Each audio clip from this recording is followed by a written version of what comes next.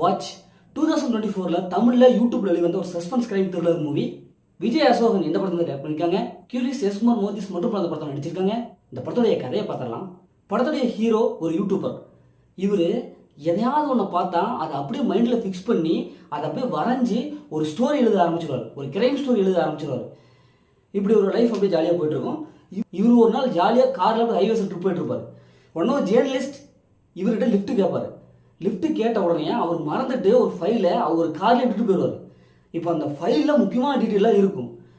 அவர் போனாலும் திரும்ப வரவே மாட்டார். இப்போ இறுதியில் அந்த ஃபைலோட டீட்டெயில் வச்சுக்கிட்டு நம்ம ஹீரோ மிகப்பெரிய ஒரு சம்பவத்தில் இறங்குவார். அந்த சம்பவம் என்ன, அதனால் என்னவெல்லாம் பிரச்சனை ஏற்படுது, இறுதியில் என்ன ஆச்சு அப்படிங்கிறதா இந்த படத்துடைய ஒன்லைன். இந்த படத்துடைய பாசிட்டிவ் பார்த்தாவே படத்துடைய ஃபர்ஸ்ட் ஹாஃப் தாங்க பயங்கரமாக ரொம்ப அப்படியே சுவாரஸ்யமாக காமிச்சிருப்பாங்க.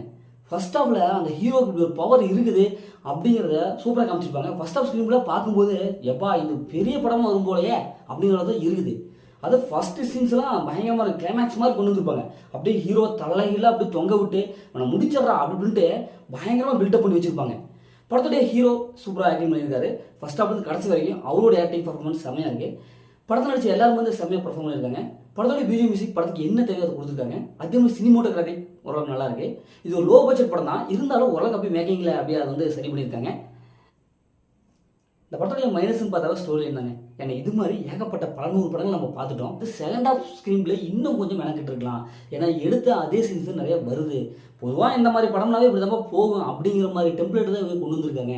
அதை கொஞ்சம் மாற்றி அமைச்சு இன்னும் ட்விஸ்ட் நம்ம கெஸ் பண்ண முடியாத அளவுக்கு ட்விஸ்ட் கொடுத்துருந்தாங்கன்னா படம் வேற லெவலில் ஹிட் அடிச்சிருக்கும். இருக்கலாம் சீன்ஸ்லாம் ரொம்ப லேசியாக இருக்குது, பார்க்கும்போது ஒரு சிம்பிளாக இருக்குது. ஏன்னா story okay, first half story பார்க்கும்போது வேற லெவல் படமாக வரும் அப்படின்னு நம்ம நினச்சிட்டு இருந்தோம். ஆனால் செகண்ட் ஹாஃபில் அது அப்படி படம் உண்டாக அமைஞ்சிச்சு. அதாவது அந்த இம்ப்ரெஸ் குறைஞ்சிச்சு. ஃபர்ஸ்ட் ஹாஃப்ல இருந்த அந்த ஸ்பீடு செகண்ட் ஹாஃப்ல இல்லை. இன்னும் ஸ்பீடு. ஏன்னா இது மாதிரியான கிரைம் த்ரில்லர் சஸ்பென்ஸ் மூவிக்கெல்லாம் சஸ்பென்ஸ் தான் அடுத்தடுத்து அப்படி போயிட்டே இருக்கணும். ஆனால் இது கிளைமேக்ஸ் வரைக்கும் போக அப்படியே ஸ்லோவாகிடுச்சு. இந்த படத்தை ஃபேமிலி பார்க்கணும், கண்டிப்பாக ஃபேமிலி பார்க்குற படத்தை அந்த மெசேஜ் எதுவுமே இல்லை. முதல்ல படம் சூப்பராக சும்மா இருக்காங்க. இந்த படம் ஒரு ஒன் டைம் வச்சுருந்தோம் நாங்கள் சொல்கிறேன். ஓகே, இதே மாதிரி அடுத்த ஒரு புதிய மூவி ரிவ்யூஸ் மூலம் உங்கள் கவி பாருங்கள்.